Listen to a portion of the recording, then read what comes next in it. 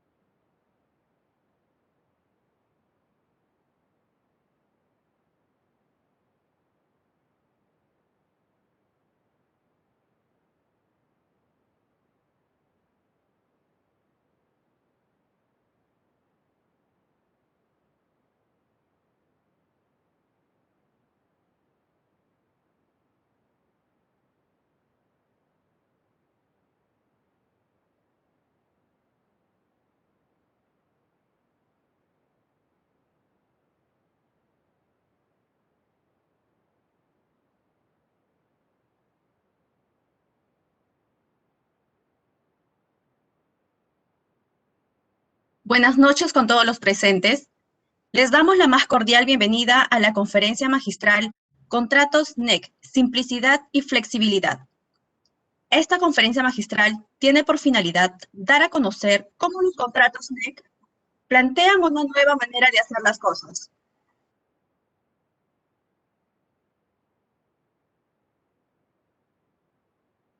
Donde todos debemos tener la apertura necesaria para trabajar colaborativamente con el fin de disminuir costos, aumentar la eficiencia, incluso en la resolución de conflictos y así generar relaciones contractuales exitosas. A continuación, palabras de bienvenida a cargo de Miguel Báez Vargas, director general de la Escuela Nacional de Control.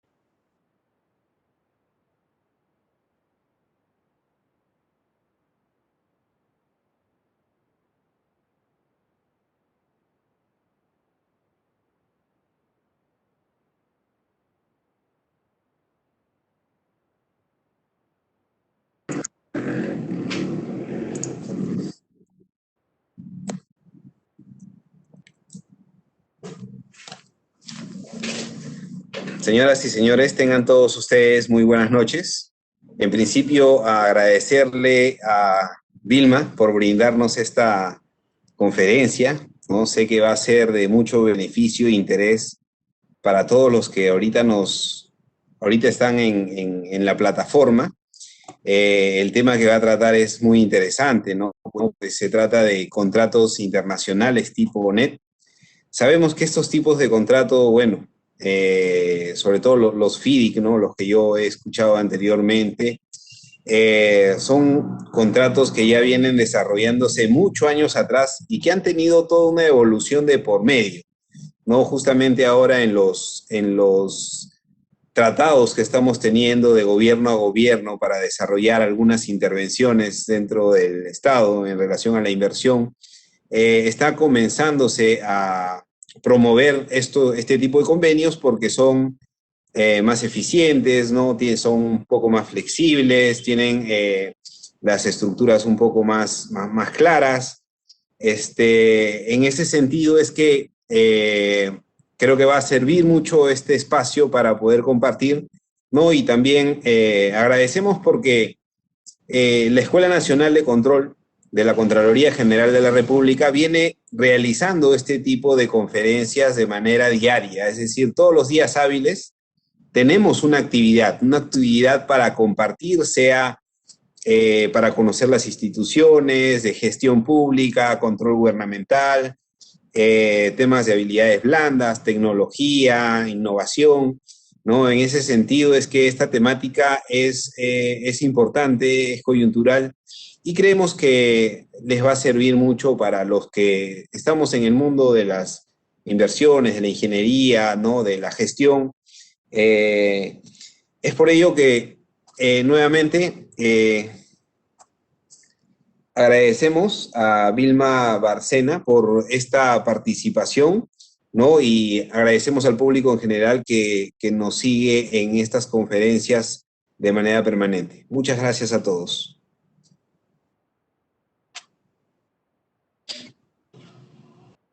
Agradecemos las palabras de Miguel Báez Vargas, director general de la Escuela Nacional de Control. Antes de dar inicio, les informaremos la dinámica de participación. Durante la presentación, el público podrá realizar sus preguntas o consultas en el cuadro de chat o comentarios, las cuales se le hará llegar al ponente para que éstas sean resueltas. Se les recuerda que solo las personas que se registraron e ingresaron por nuestra plataforma Webex recibirán constancia de participación. El tema, Contratos NEC, Simplicidad y Flexibilidad, estará a cargo de Vilma Bárcena Luza, ingeniera civil titulada y colegiada con maestría en Dirección de la Construcción de la Universidad Peruana de Ciencias Aplicadas. Cuenta con 7 años de experiencia en proyectos de infraestructura en la especialidad de Administración de Contratos y Subcontratos, con conocimiento en gestión pública gubernamental bajo administración directa, ley de contrataciones del Estado, reconstrucción por cambios, trabajo en la gestión de obras por impuestos con empresas privadas como Telefónica del Perú y la compañía minera Antapacay, con participación en la gestión de contratos tipo NEC y FIDIC, en la implementación de la gestión contractual mediante la coordinación multidisciplinaria y la canalización de riesgos y oportunidades. Actualmente labora en la multinacional SACIR Ingeniería e Infraestructura. Adelante, ingeniera Bárcena.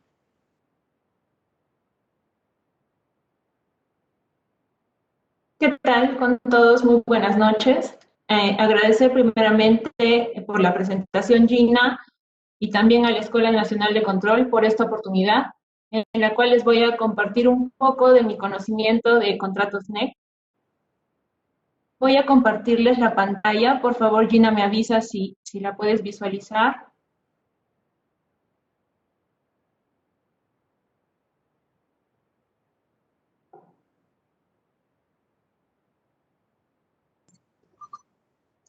Sí, ya cargó.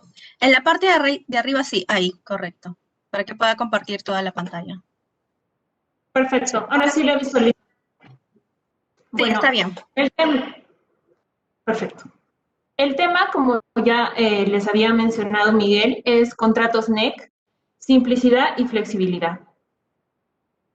Nosotros hemos visto durante los últimos 2 años variadas publicaciones en los periódicos acerca de la coyuntura actual, como lo fue en el año 2019, pues los Juegos Panamericanos y Parapanamericanos, ¿no? Aquí, ¿qué sucedía? Realmente había una meta muy, de alguna manera evidenciada en que teníamos que realizar modernos escenarios deportivos de primer nivel y realmente el tiempo era tan corto que el gobierno se puso a pensar cómo podríamos hacer esto bajo la ley de contrataciones, ¿no? Entonces allí surgieron diversas dudas, diversos asesoramientos externos, y justo es que esta publicación nos informa acerca de cómo ingresa el contrato NEC, ¿no? Y en ese tiempo, pues la gente creía que el NEC garantizaba la transparencia en la ejecución de las obras. Y bueno, luego viene esta publicación de Semana Económica, ya del año 2020, cuando ya realmente afirmaban, ¿no?, que los contratos NEC eran un modelo inglés que agilizaría la ejecución de las obras. Entonces, realmente el agilizar la ejecución de las obras bajo una ley de contrataciones que realmente es a veces algo inflexible para poder efectuar ciertas modificaciones en el paso, como lo es una construcción fast track, porque realmente una construcción fast track se visualiza como una ingeniería realmente básica y luego va pasando a una ingeniería de detalle hasta realmente traslaparse con lo que es la logística y la construcción misma. Entonces es importante que visualicemos que realmente estos contratos colaborativos han nacido en Perú por la necesidad justamente de ejecutar este tipo de obras públicas de gran envergadura y a corto plazo, ¿no? Luego, ya en el año 2020 y 2021, pues nos pasó el tema del COVID, y aquí vemos otra publicación que habla de las herramientas peruanas para reactivar proyectos públicos en pandemia. Entonces, realmente, en el exterior se han utilizado distintos procedimientos y buenas prácticas que obviamente han trabajado otros países en materia de infraestructura y adquisiciones para poder reactivar sus proyectos. Y por último, esta publicación de la República, que justamente la extraje del 5 de febrero del 2021, donde nos informan, ¿no?, que la Autoridad de Reconstrucción con Cambios firma un contrato para iniciar la reconstrucción de 5 instituciones educativas en Lambayeque. Y les comento que este contrato también es un contrato tipo NEC. Entonces, con esta pequeña introducción, quiero iniciar explicando, como también comentó Miguel, acerca de los convenios gobierno a gobierno. ¿Qué es un convenio gobierno a gobierno? Son acuerdos de cooperación bilateral en donde el gobierno de un país encarga al otro una provisión de bienes o servicios específicos. Pero ¿cuándo es que sucede esto? Cuando realmente el gobierno contratista tiene un mayor expertise en las actividades que va a realizar pues el gobierno que está realizando el convenio. Justamente ustedes se preguntarán, ¿y cómo yo hago para que esto converja pues con mi normativa peruana, ¿no?, con la normativa de la gestión pública? Entonces, realmente sí existen referencias del modelo G2G en la Ley de Contrataciones del Estado, la 30225, y también en el artículo 7.8 de la Ley 30556, que justamente es la normativa para la reconstrucción con cambios. ¿Qué ventajas trajo al Perú este convenio gobierno a gobierno? Realmente la transferencia del conocimiento, porque nosotros nunca habíamos trabajado con contratos colaborativos, ¿no? Entonces, esta experiencia previa en ejecución de contratos colaborativos a nosotros nos ha servido mucho, bueno, profesionalmente, ¿no?, para poder absorber estos conocimientos y aplicarlos en la normativa peruana. Luego, también tenemos una inclusión de buenas prácticas. Ahora es tan famoso el PMBOK, las buenas prácticas del PMI, la metodología BIM, ICE. Entonces, realmente esta construcción digital ya llegó al Perú. Justo ayer Salinas, el ingeniero Salinas, que justo también fue mi docente, comentaba acerca de cómo el Ministerio de Transportes había implementado la metodología BIM, ¿no? Entonces, un contrato colaborativo también trae estas buenas prácticas al Perú. Ahora, ¿por qué seleccionó en el caso de los panamericanos, ¿no? ¿Por qué Reino Unido? ¿Por qué? Porque, bueno, realmente a nivel internacional se encuentra dentro de los países con mejor calificación de transparencia a nivel mundial. Y también porque el gobierno inglés tiene un enfoque delegado de dejar realmente proyectos con mayor sostenibilidad en el tiempo para las futuras generaciones. Las experiencias actuales que tenemos, por ejemplo, podríamos hablar de la asistencia técnica en lo que es el Ministerio de Transportes, en la gestión del Aeropuerto Internacional de Chinchero, ¿no? Esto en realidad no está con Reino Unido, está con Corea, pero también es un convenio gobierno a gobierno G2G. Y también, bueno, ya les comenté, la Autoridad de Reconstrucción con Cambios, con la asistencia técnica en la gestión y prevención del fenómeno del Niño, de 17 defensas ribereñas, quebradas, 7 drenajes, así como la reconstrucción de 74 colegios y 15 centros de salud. Muchos de estos proyectos también están ejecutándose con NEC bajo diferentes tipos de modalidades, pero igual es un contrato colaborativo tipo NEC. Ahora, ¿qué es un contrato NEC? Ya vamos entrando realmente al punto del cual yo les quería conversar más detenidamente, ¿no? Un contrato NEC, en las siglas en inglés, es un contrato nuevo de ingeniería que realmente es un contrato estandarizado y creado por el gobierno británico de Reino Unido bajo las recomendaciones de su Instituto de Ingenieros Civiles. ¿Qué quiere decir esto? Realmente, este es un contrato de ingenieros para ingenieros.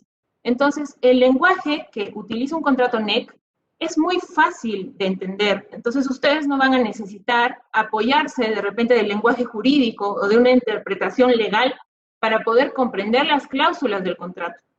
Entonces, ¿qué finalidad tiene esto? De que los contratos de tipo colaborativos pudieran emplearse en proyectos de inversión pública y estos recuperen a su vez la confianza y generen una filosofía colaborativa entre el Estado y su contratista.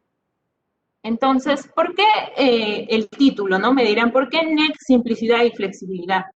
Es que en realidad, simplicidad porque las cláusulas y los textos que tiene el contrato son bastante sencillos y puntuales. Entonces, tú cuando lees una cláusula NEC, tú no vas a dudar de que en otra cláusula de repente específica, pues te diga exactamente lo contrario, ¿no? Justamente por eso es un contrato estandarizado, porque ya está tan bien trabajado que tú no vas a tener esas incongruencias como al generar un contrato privado, tal vez, por abogados.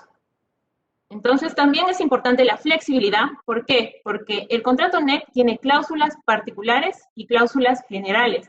Las cláusulas particulares son aquellas que se adecúan directamente a la obra que uno quiere ejecutar, ¿no? Entonces, esto es muy importante. La filosofía colaborativa que tienen estos contratos realmente transparentan entre las partes las cláusulas, ayudan a una mejor comunicación y definitivamente agregan valor al proyecto. Como ya les había explicado antes, los contratos NEC estandarizados tienen cláusulas generales. ¿Qué quiere decir esto? Que tú ejecutas o ves un contrato de una defensa ribereña, las cláusulas generales son exactamente idénticas a la que tenían los Juegos Panamericanos, porque el tipo de contrato es estándar. Entonces, al conocer un contrato NEC y leer un contrato NEC, tú vas a poder aplicar ciertos tipos de cláusulas que ya están ahí por defecto, ¿no? Como lo son el tiempo del contrato, las responsabilidades que tienen cada parte, ¿no? El contratante y también el contratista, los eventos compensables, los pagos, riesgos, los seguros, fianzas, y también obviamente hay cláusulas de terminación y resolución contractual, ¿no? El rasgo característico es, como ya les había explicado, contar con cláusulas cortas y directas. Y además, algo muy importante es su detallado sistema de gestión. En un contrato NEC, ustedes van a encontrar el detalle de los plazos, de los modelos de las comunicaciones, cómo hay que presentar la línea base de proyecto, cómo es un informe de costos, cuánto tiempo te toma realizar ciertas actividades durante el contrato, las reuniones que deben entablar, reuniones de riesgos, cómo notificar una alerta temprana. Todo está bastante detallado para que cualquier persona que ejecute el proyecto sepa la ruta para llegar al cliente. Como le indicaba, también hay cláusulas de opciones secundarias. Estas cláusulas se modifican y redactan específicamente para esclarecer puntos necesarios, ¿no? En este tipo de cláusulas hay alcances específicos que se adecúan al proyecto, o tal vez condiciones adicionales que necesariamente debamos aclarar entre ambas partes. Entre las características principales tenemos que, aparte de tener entornos colaborativos, el espíritu del contrato es colaborativo. promueve la transparencia entre las partes intervienen mutuamente y se colaboran para alcanzar el fin en beneficio mutuo. Durante la ejecución de estos contratos, se espera que ambas partes compartan la mayor cantidad de información del proyecto. ¿Qué quiere decir esto? Lo importante de compartir la mayor cantidad de conocimiento en el proyecto es que pueden surgir riesgos o tal vez contingencias en el camino que de manera conjunta las partes puedan mitigar o tal vez resolver a tiempo antes de que ocurra algún retraso o algún evento compensable, tal vez que involucre dinero, ¿no? Monetariamente. Entonces, este principio es el open book, el famoso libro abierto, ¿no? Tanto el contratante como el encargado de supervisión de calidad, como el contratista, son un libro abierto. Trabajan de la mano y cooperan entre ambas partes. También es importante que esto coadyuve, obviamente, en la plataforma y el modelo BIM. ¿Por qué? Porque hay muchas reuniones en los entornos colaborativos donde uno puede ir viendo el modelo, cómo se va desarrollando la construcción, cómo los edificios se van tomando forma y de alguna manera pueden interactuar entre especialidades, pueden conversar ingenieros eléctricos, estructuralistas, el tema del piping. Entonces, es muy importante estas reuniones de coordinación. ¿Por qué? Porque lo que plasman realmente digitalmente es lo que van a ver en el proyecto. El sistema de gestión definido. Los contratos NEC, en sus gestiones y disposiciones, promueven la toma de decisiones muy ágiles y sencillas. ¿Qué quiere decir esto? Que el rol es diferenciado de cada actor en el contrato. Entonces, una característica súper importante es que el calendario de ejecución de obra es un calendario vivo, no es rígido. O sea, tienen la facilidad de poder modificar en el camino constantemente los cambios y reflejar la realidad del proyecto y alinear las obligaciones de las partes en el camino. Entonces, el calendario realmente se va modificando, va sufriendo desarrollo. A diferencia de la ley de contrataciones peruana, que pues establece un mecanismo sí sencillo, pero son muy puntuales las modificaciones que puedes realizar al contrato, ¿no? Cuando de repente tienes una paralización de obra o un adicional de obra. Entonces, no es tan sencillo en la ley de contrataciones poder tener un calendario de ejecución actualizado. Sí se logra así, pero con puntos realmente específicos que te indica la norma, ¿no?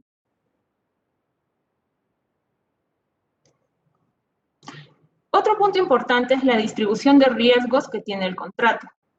Los contratos NEC son los primeros en considerar de manera específica y eficaz esta gestión de riesgos. ¿Qué pasa? En estas famosas reuniones que les comentaba, las reuniones de riesgos, de mitigación de las famosas alertas tempranas, pues tanto el contratante como el contratista se reúnen y evalúan posibles riesgos y también, obviamente, tienen que medirlos de alguna forma, ¿no? Entonces, miden la criticidad de los riesgos y asignan a cada persona un riesgo. Por ejemplo, una liberación de predios. Obviamente que la liberación de predios la ve PACRI, y eso es una parte del contratante, no del contratista. Entonces, esos riesgos, por ejemplo, son asignados en un padrón, en una distribución ahí de alertas tempranas de riesgos, y indican y le colocan una fecha, ¿no? Nosotros, liberación del kilómetro 30 al 32. Digamos, le colocan una fecha y ahí le asignan que el contratante es el encargado de gestionar ese riesgo, de mitigar ese riesgo. Ahora, las alertas tempranas. Las alertas tempranas también son un punto muy importante en la distribución de riesgos. Tanto la contratante como el contratista puede alertar acerca de una desviación mayormente en costo y plazo del proyecto, ¿no? Entonces, en otras palabras, las alertas tempranas surgen a medida de que se va desarrollando el proyecto y realmente crecen junto con él, porque pueden haber riesgos que uno puede mitigar, pero que siguen estando latentes y que siguen estando en el padrón de riesgos y sin embargo, semana a semana se va haciendo un seguimiento para ver si este riesgo ha bajado la criticidad o sigue siendo realmente crítico para el proyecto, para poder tener otras medidas de resolver este problema con anticipación. Otro punto importante que nace acerca de las alertas tempranas son los famosos eventos compensables. El evento compensable, ustedes saben, ¿no? Un proyecto de infraestructura y de construcción es bastante variable. Tiene tantas variables que realmente por más de que uno quiera que todo salga perfecto, siempre hay puntos que pues escapan de las manos del contratante y del contratista. Y usualmente estos puntos son pues en precio y el plazo, ¿no? En plazo. Esta situación es denominada por el contrato NEC como un evento compensable. Y obviamente debe dar lugar a un ajuste que compense económicamente aquellas variables del contrato, ¿no? Que se hubieran visto afectadas en el camino. Entonces, el principal objetivo de un evento compensable es poder agilizar su aprobación, porque las aprobaciones de los eventos compensables sí nacen o emanan de un informe, si bien es cierto, por parte del contratante y de su equipo técnico, del que obviamente está supervisando el proyecto, pero se aprueban bajo una carta, ¿no? Que es algo sumamente sencillo. Si nosotros hacemos la comparativa a la gestión pública, podemos observar que pues, para aprobar un adicional de obra, en un municipio o en algún gobierno regional pasa por numerosas oficinas, ¿no? O sea, venimos desde infraestructura pública, pasa por la oficina de supervisión, va a presupuesto, luego de presupuesto pasa a la oficina de contratos, pasa a asesoría jurídica, de asesoría jurídica a resolución, y al final, pues, después de unos 15 días te aprueban el adicional. Pero realmente, ¿cuánto esto afectó al proyecto?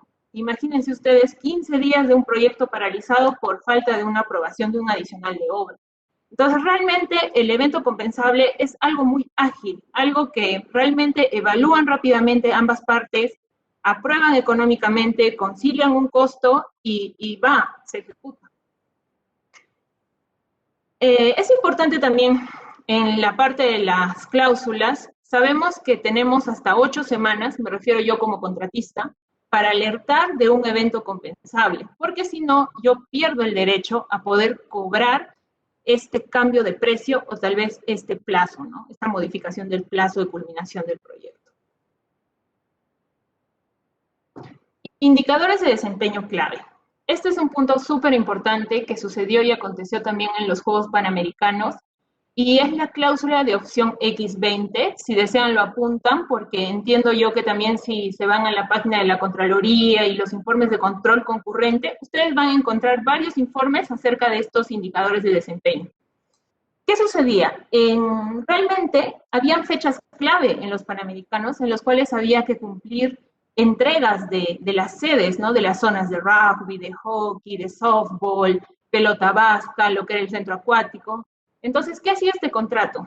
El contrato te proponía fechas claves y por cada fecha clave cumplida te daba $100,000. ¿No? Entonces, esto es importante porque es una manera de hacer que el contratista llegue a la meta, de hacer que el contratista se esfuerce y agote todos sus esfuerzos de desempeño para poder planificarse bien y llegar a obtener el incentivo.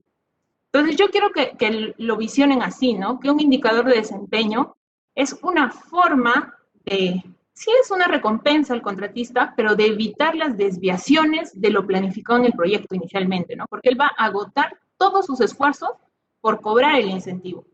Entonces, esto es muy interesante, ¿no? Esto también es algo que no se llega a visualizar en la ley de contrataciones. Otro punto también es la solución de controversias. Esto es muy interesante porque la Dispute Adjudication Board es una junta de adjudicatarios, pero que ocurre antes del arbitraje, ¿no? Según el NEC, o la visión del NEC, uno no puede pasar a un arbitraje sin haber pasado por la DAP, ¿no? Que previamente tiene que contar con una opinión de la DAP. Entonces, ¿qué pasa con esta Dispute Adjudication Board? Normalmente son 3 expertos independientes que analizan los temas, muchas veces son ingenieros, no son legales, ¿no? Son personas ingenieriles que tú les vas a comentar el problema que has tenido del cimiento y realmente ellos te van a comprender, van a consultar también de repente antecedentes, van a pedirte una reunión, van a entablar una exposición y van a dar un veredicto. Este veredicto es vinculante directamente al contrato. ¿Qué quiere decir? Que si de repente fallan a favor del contratante, entonces el contratista sí puede someterse a un arbitraje si considera que es injusto, pero también simple y llanamente puede quedar en esa conclusión por ambas partes, ¿no? Entonces, ¿cuál es el espíritu de una junta de resolución de disputas? Realmente el espíritu es que no surjan arbitrajes, porque ustedes pueden, haciendo una comparación, ¿no?, con la ley de contrataciones, pueden ver de que las liquidaciones de contratos pues pasan 2 años, 3 años, y uno no puede liquidar el contrato porque existe un arbitraje. Existen estas desavenencias que pasan 1, 2, 3 años recopilando los antecedentes, viendo qué sucedió, es como un cadáver, ¿no?, que está muerto y que tú le tienes que hacer realmente el estudio forense, ¿no? El estudio forense de ver qué le quitaron, pero por qué no funcionó, por qué se murió, por qué no tiene sangre, por qué tiene una bala. Entonces, eso realmente es un arbitraje. Y es un muerto que tú realmente lo tienes que estudiar, que tienes que ver cómo es que sucedieron las cosas y si realmente el monto, que en este caso está reclamando el contratista, le corresponde o no. En el caso de la solución de controversias, es algo que aún está vivo, ¿no? Es algo que aún se puede solucionar, es algo que va en el camino, que está presente en el camino. Entonces, es muy interesante porque aquí se evitan muchas desavenencias. Ahora ya más hablando del tipo de contratos NEC, el NEC que utilizamos actualmente es el NEC 3. Este NEC ha sido creado en el año 2005. Hay un compendio de libros NEC 4 que son del año 2017, pero actualmente en Perú y a nivel Latinoamérica no se está usando el NEC 4. Entonces vamos a profundizar un poquito acerca de estas 6 opciones de cláusulas que tenemos en el NEC 3, que es el que está utilizando actualmente en Perú. Opción A. La opción A es cuando el contratante, que es el cliente, ¿no?, elabora una lista con partidas que se ejecutarán. A esta lista se le denomina cronograma de actividades.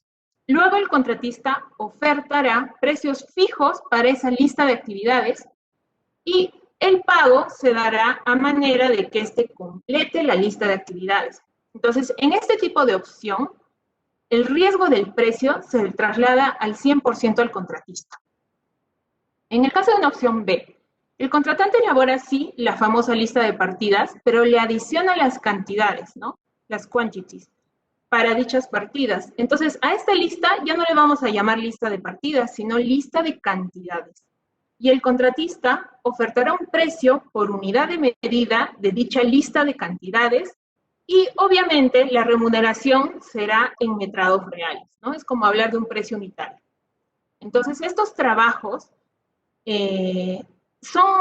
esta opción se recomienda cuando existen trabajos, pero las cantidades no son exactas. Por eso se cancela como que a precio unitario, ¿no?, por unidad de medida. Luego existe la opción C, que es la que actualmente me parece que están utilizando para las obras del legado, para el biomédico de Videna.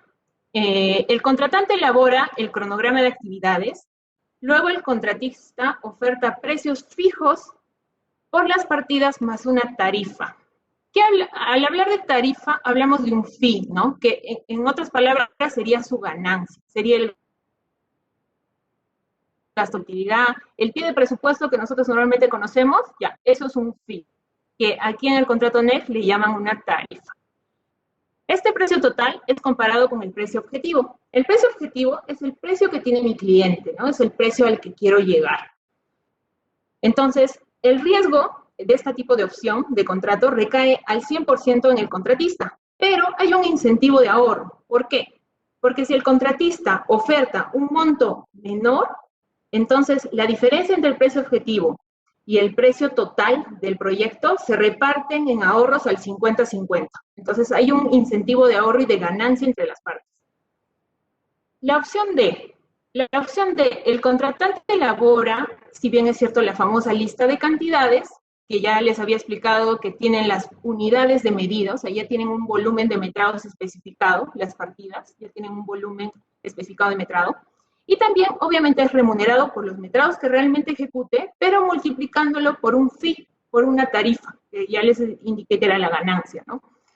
y el precio total es comparado con el precio objetivo. Entonces, como que esta opción es un poco más equilibrada en repartición de riesgos, porque el coste, ya tú sabes, ¿no? Cuánto es el metrado objetivo al cual quiere llegar tu cliente.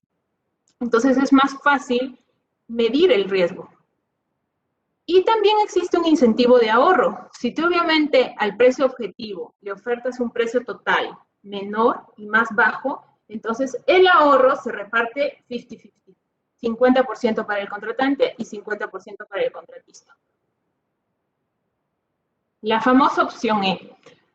La opción E es cuando el contratista ejecuta todos los trabajos necesarios para la ejecución de la obra. Hay clientes que, pues, sí tienen en vista que van a hacer un colegio, ¿no? Pero no saben cuántos pabellones, solamente tienen idea de que va a estar inicial, primaria y secundaria. Como que tienen una vista de lo que quieren ejecutar, pero no la tienen clara, ¿no? No la tienen bien definida. Entonces, en esta opción se traslada al 100% el riesgo al contratante, porque el contratante te va a pagar por todo lo que tú hagas, por todas las partidas que ejecutes, para que obtenga la obra. Y la opción F, que es la opción del manager, ¿no? Del gestor de proyecto, que es la que se utilizó en los contratos de los Juegos Panamericanos 2019. Y ahí el contratista, más que un contratista, es un gestor de obra, es un gestor de subcontratos. Mira todas las actividades del proyecto necesarias para la ejecución del contrato. Y obviamente al contratante se le reembolsa todos los costes incurridos. ¿Qué es un coste incurrido? Un coste incurrido, por ejemplo, es el coste de un subcontrato también tal vez de movimiento de tierras, más sus gastos generales, más utilidad. Eso es un costo reembolsable. Sobre ese precio, tú tienes una tarifa, que es un fee. Entonces, tú cobras el fee de tu subcontrato y tu subcontrato cobra el monto de la ejecución del alcance que le hayan entregado, ¿no? Entonces, así jugaba, en este caso, la opción F de los Juegos Panamericanos. Tenían múltiples disciplinas, se tenían disciplinas para muchas cosas. Y en realidad eran subcontratos específicos y especializados, en los cuales tenían montos incurridos, realmente lo que se gastaba era lo que ellos cobraban, ¿no? Entonces es muy interesante esto porque aquí no hay una pérdida, siempre vas a tener una tarifa, que es un fee, que tú vas a ganar como contratista. O sea, eso no lo va a tocar tu subcontrato es muy aparte, ¿no? El subcontrato tú lo presentas, lo cotizas, te lo acepta el contratante y lo cobra tal cual como lo has presentado, tal cual como lo ejecutes, como ellos lo cobran, y muy aparte está la tarifa de tu ganancia. Entonces, esta opción es muy beneficiosa para los que quieran ingresar al NEC, porque realmente es muy poco probable que uno aquí tenga pérdidas, porque si tú gestionas bien y tienes asegurada la tarifa, entonces realmente vas a tener una utilidad esperada. ¿Qué buscan en la opción NEC F? Mayormente se busca pues un contratista experimentado, ¿no? Uno que ya haya tenido visión de gestor de proyecto, que sepa qué subcontratos va a realizar, cuáles son las mejores empresas, y obviamente que tenga bastante expertise en la obra que se va a ejecutar. Ahora voy a hablar un poquito de los cambios resaltantes o comparativas en base a la ley de contrataciones y este contrato colaborativo tipo NEC, ¿no? En las contrataciones del Estado, nosotros sabemos que todo proveedor tiene que estar registrado en el registro de proveedores del Estado. En el caso de los contratos NEC, pues no es necesario que esté registrado ante el órgano de la OCE, ¿no? Sino simplemente lo importante es que él demuestre que tiene expertise en la ejecución de las partidas que él va a realizar. En los contratos panamericanos, nosotros teníamos una plataforma que era el Tenderbill, donde todos los proveedores subían sus ofertas, ¿no? Nosotros teníamos unos términos de referencia, había un formato y subíamos pues las licitaciones. Y todos los proveedores, absolutamente todos los que tuvieran la oportunidad de presentar su oferta, pues la presentaban y de acuerdo a eso había una calificación no solo mía como contratista, sino también por parte de mi contratante, ¿no? Entonces, todos estos paquetes, porque eran paquetes de subcontratación, fueron siendo aceptados, en este caso por mi cliente, ¿no? Por el contratante, por el proyecto especial de Juegos Panamericanos.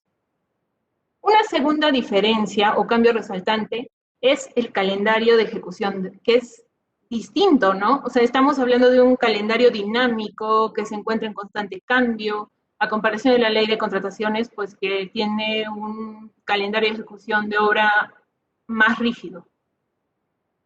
Otro punto que también es importante es la liquidación del contrato. Mayormente, como la gestión del proyecto en el contrato NEC está tan detallado, entonces las liquidaciones son mucho más sencillas.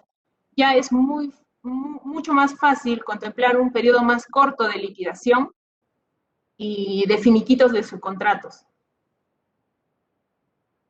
También es importante indicar que los incentivos son una diferencia a la ley de contrataciones, ¿no? No existían mecanismos de índices de desempeño para generar ahorro en el proyecto. Entonces, esta posibilidad realmente no se encuentra prevista en la norma del Estado y realmente sería un buen cambio, ¿no? Ya no ver tanto el penalizar, el sancionar al subcontratista, si de repente ejecuta más del 40% en subcontrataciones, sino que lo importante es que llegue a la meta, ¿no? Que es ejecutar el proyecto. Ya como conclusión, quisiera hablarle de las 5 lecciones aprendidas de la experiencia NEF, que en este caso hemos tenido nosotros con Panamericanos. El primero es la confianza y la cooperación, porque nosotros hemos aplicado un entorno tan colaborativo que realmente había mucha confianza para comentarle a la supervisión, a calidad, de que teníamos un problema, de que queríamos que nos apoyen, queríamos liberar ciertos frentes para cumplir fechas clave. Entonces, la confianza y la cooperación es algo muy importante en una experiencia NEC. Luego, hay que enfocarnos en objetivos comunes. Como dicen, todo el mundo jala para su molino, ¿no? Lo importante no es eso, sino es que nosotros nos enfoquemos en cuál es el fondo, el núcleo de esto, ¿no? Que es tener el proyecto a tiempo, ejecutarlo en costo, plazo, tener una calidad buena del proyecto. Entonces hay que enfocar tanto el cliente como el contratista en objetivos comunes. También es muy importante el uso de las alertas tempranas, porque así querramos o no, siempre ocurren imprevistos. Entonces, que uno lo alerte, que realmente sepa y lleve un control y pueda mitigar de repente ese problema, es importante el uso de estas alertas para justamente eso, ¿no? Mitigar los riesgos. El implemento de los KPIs, que ya les había explicado, que son los incentivos que fomentan al ahorro del contratista, que hacen que él se esfuerce, que agote esfuerzos para poder llegar a la meta, para poder tener ahorro. Y bueno, el quinto y último, que creo que es el más importante, es redactar contratos de forma simple y clara. Porque muchas veces nosotros nos hacemos tan engorroso el tener un contrato de ejecución de un proyecto donde tiene términos de referencia, tiene las cláusulas, las bases, y realmente cuando lo importante es que todo el mundo conozca el contrato, lo adecue a la realidad y lo ejecute, ¿no? Lo aplique. Entonces es importante que las cláusulas sean simples y claras.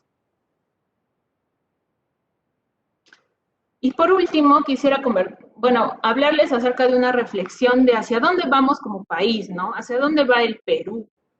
Entonces hay que abrir un poco la mente y dejar de ser tan conservadores. Nuestra ley de contrataciones es buena, sí, pero hay otro tipo de contratos que tal vez puedan desarrollarse en Perú, que tal vez planteen nuevas maneras de hacer las cosas, donde los gerentes públicos, los órganos de control, la OSI, los gerentes de infraestructura, el órgano supervisor, los ingenieros, arquitectos, puedan demostrar que pueden desarrollarse en un ambiente colaborativo desde etapas tempranas, puedan conocer el proyecto desde su etapa temprana, desde el perfil del proyecto, para que este no tenga vacíos, ni sucesos posteriores que resolver, ni errores de repente en los estudios de suelos, que es muy común en las edificaciones. Entonces, el Perú va a lograr un entorno de confianza entre el sector público y el privado, que realmente es el ejecutor de los proyectos, ¿no? De los proyectos de gran envergadura. Entonces, es importante eso. Si yo les podría dar de repente un consejo a todos mis compañeros profesionales, también yo he trabajado para el sector público, sé lo engorroso que es aprobar un adicional, hacer que un supervisor de repente vaya a campo porque no necesariamente tiene tiempo. Entonces, trabajemos en eso, ¿no? En un cambio de mentalidad, en poder tener entornos de confianza, poder trabajar de la mano, tanto contratista como el sector público, ¿no? Como el órgano ejecutor en este caso. Muchas gracias.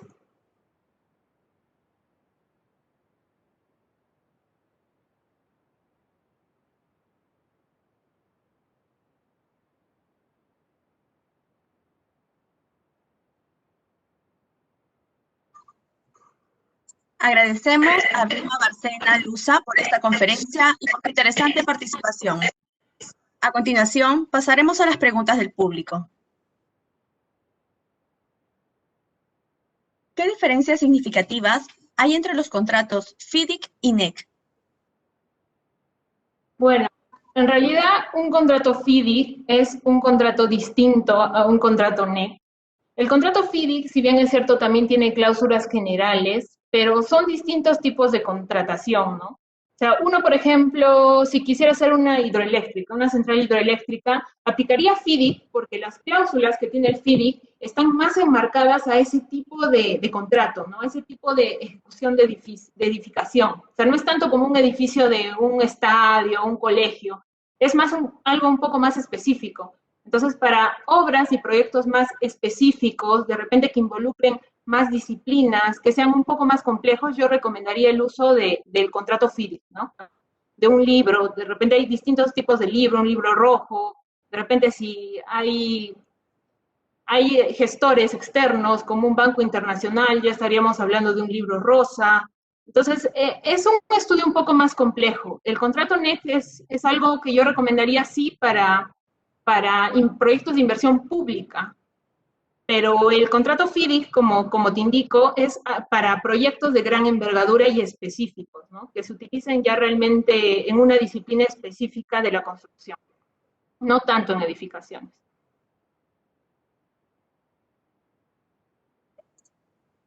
¿Qué criterios deben ser considerados previos a un G2G para garantizar transparencia en la oferta previa a la adjudicación?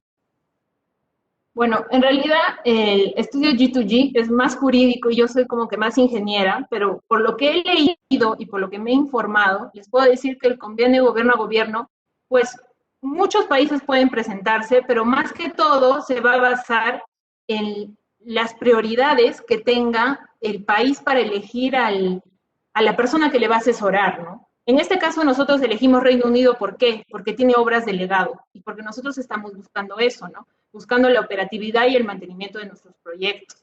Ahora, por ejemplo, en el caso de Corea, del gobierno coreano, en lo que es el tema del aeropuerto de Chinchero, ¿no? Entonces, en el aeropuerto de Chinchero estamos buscando un gestor de proyecto que ya haya visto antes aeropuertos, ¿no? Que ya sepa de ese tipo de ejecuciones de gran envergadura. Entonces, entiendo yo que son criterios de selección que usa el Estado acorde a la necesidad que tenga, acorde a la necesidad del proyecto que vaya a ejecutar.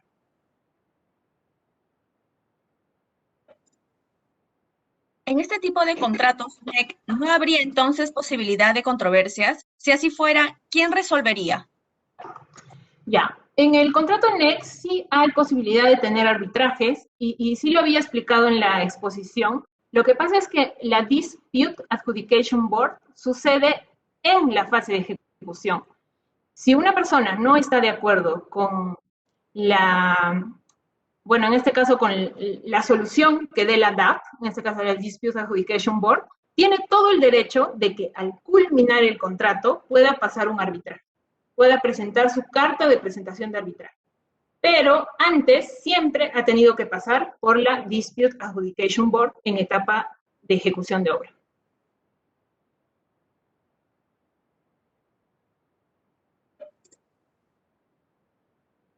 ¿Cómo garantizamos calidad en los trabajos que ofertan premios por cumplir metas? Ya, tal vez no lo haya explicado en la exposición, pero aparte de un contratante y un constructor, un contratista, también tenemos a alguien que verifica la calidad, ¿no? Que es específicamente un gestor de calidad, que ve el tema de liberaciones, que ve el tema de protocolos, y eso también es parte de la gestión del proyecto que te indica el NEC. que te obliga el NEC, ¿no? Entonces, realmente el contratante tiene que contratar un equipo especializado en calidad para poder hacer ese aseguramiento de calidad del proyecto. La información del proceso de contratación y ejecución de los proyectos están registrados en un sistema similar a Infoobras o se hace para consultas. ¿Quiénes tienen acceso a dicha información? Claro que sí. Ustedes buscan el código SNIP, pero creo que ahora ya no es código SNIP, ahora es código único de los proyectos. Entran a la página del MEF y ustedes pueden ver todas las modificaciones, cómo se ha aprobado, cómo inició en la ingeniería básica, luego pasó a la de detalle, la aprobación de los eventos compensables. Nosotros hemos querido hacer una comparativa con la ley de contrataciones, pero aunque uno no quiera, el contrato NEC también tiene que englobarse en la ley pública, ¿no? Y todo es transparencia. Entonces, realmente si tú buscas el código SNIF de, por ejemplo, Villa María del Triunfo, que fue el complejo deportivo que ejecutó en este caso SACIR, o de Callao, vas a poder encontrar todas las modificaciones presupuestales y de plazo que ha tenido el proyecto. ¿Cómo evitar los lobbies previos desarrollados por las embajadas al disponer de la información previa al proceso? Uy, ese es un caso más coyuntural. La verdad es que eso es un tema que debería tratar anticorrupción, ¿no? Creo que no es un tema tanto del tipo del contrato, es un tema más ya del sistema, es un tema más del sistema que tenemos actualmente en el país. La aplicación del NEC es un sistema administrativo ágil. ¿El sistema administrativo público del Perú tiene las condiciones para la implementación? El sistema administrativo del Perú aún creo yo que es muy burocrático, que podría de repente implementar bajo ciertos tipos de proyectos grandes, de gran envergadura, este tipo de contratos, porque son contratos colaborativos, son grandes, emanan inversión, obviamente. Y, por ejemplo, para un municipio, de repente una municipalidad distrital, pues tal vez las buenas prácticas de la industria sí, pero un contrato NEC, por así decirlo, por el tema burocrático y el tema de la gestión es un poco complejo, ¿no? Es un poco complicado. Yo lo recomendaría más para las obras de gran envergadura, a lo mismo que Panamericanos, ¿no? En Panamericanos se creó un proyecto especial con gente capacitada para poder hacer ese tipo de gestión. Igual había simplificación administrativa en ciertos procesos. Entonces es importante aclarar esto, ¿no? Tal vez la ley de contrataciones se vaya desarrollando y vaya habiendo menos tema burocrático, pero ahora mismo en el país es un poco complejo, por lo menos en las municipalidades y los gobiernos regionales. Tal vez un gobierno regional que tenga canon, ¿no? Que sea grande, que pueda implementarlo, pero uno chico yo lo veo un poco complejo, un poco complicado.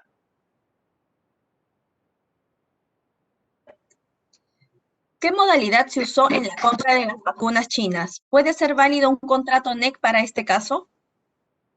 No, el contrato NEC es un contrato de construcción, no es un contrato de provisionamiento logístico, es un contrato de construcción, ¿no? Básicamente de construcciones civiles. ¿Lo colaborativo es característica general de todos los contratos estándar internacional, FIDIC, NEC, entre otros? ¿O es que lo colaborativo depende de cómo se gestiona el proyecto, particularmente utilizando el BIM?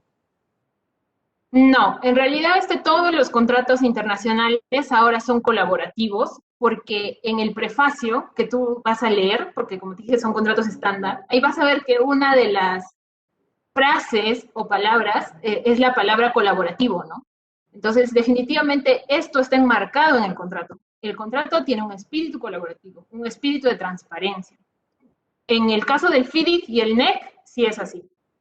Son contratos colaborativos, netamente colaborativos.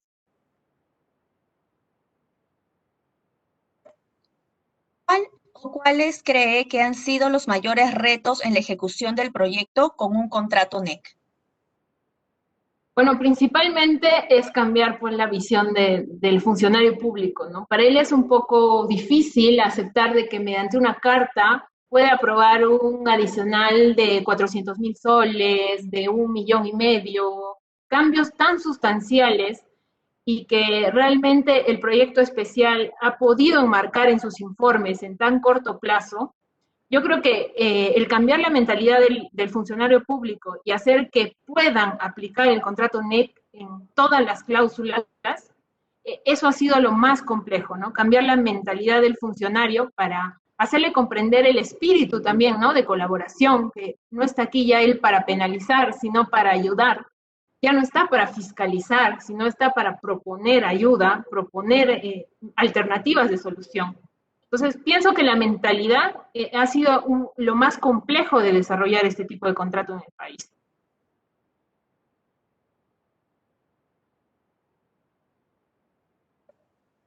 ¿Los contratos NEC que ejecuta Foncodes son los modelos del Reino Unido o es diferente? Sí, son los mismos modelos. El contrato NEC es inicialmente se ha creado en Reino Unido, ¿no? Entonces, nadie más tiene la patente. Si es NEC, como me dices, es de Reino Unido.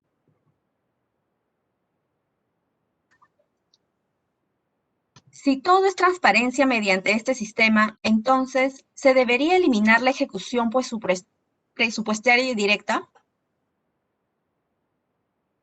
La ejecución presupuestal indirecta, ¿te refieres a subcontratistas? Es que no entiendo bien la consulta, tal vez la pueden escribir al Face. Pero, o sea, inherentemente la ejecución presupuestal indirecta va a suceder, ¿no? Porque estamos hablando de sector privado.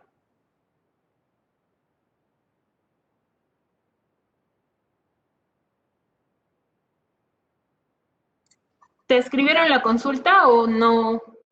Si no, pasamos a la siguiente y de repente después cuando la formule. Ok. En reconstrucción con cambios RCC, ¿qué tipos de opciones NEC se están utilizando? Bueno, en las defensas ribereñas entiendo yo que están utilizando el NEC tipo F también, ¿no? Que es un gestor de subcontratos. NEC F. NEC 3F. En los colegios, porque también hay paquetes de colegios, también es el NEC F y el NEC E. Ahora, en las obras de legado, porque también ahí tengo un colega, justo le he consultado, en el caso de Videna están usando el contrato tipo NEC C, que ya es el contrato a todo costo, ¿no? Que el riesgo lo asume el contratista. Y obviamente porque el alcance está definido, ¿no? Imagínate, es una construcción que ya tienes, ya la tienes en mente, tienes el terreno, entonces es un riesgo menor. ¿Los contratos NEC también se pueden aplicar a obras de saneamiento? Sí, sí se podrían aplicar, es aplicable. Podríamos de repente utilizar un NEC F también para subcontratos, pero siempre en cualquier opción que ustedes elijan va a tener que ser por precio unitario, ¿no? Como le dice, con esa lista no de partidas, ¿no? Sino una lista de costos fijos, para que el metrado no sea un riesgo tan latente para el contratista. Finalmente, queremos agradecer la participación de la ingeniera Vilma Bárcena Luza y felicitarla por la dedicación y el tiempo ofrecido para el beneficio de los funcionarios y servidores públicos, así como de la ciudadanía en general. Muchas gracias. Gracias, hasta luego.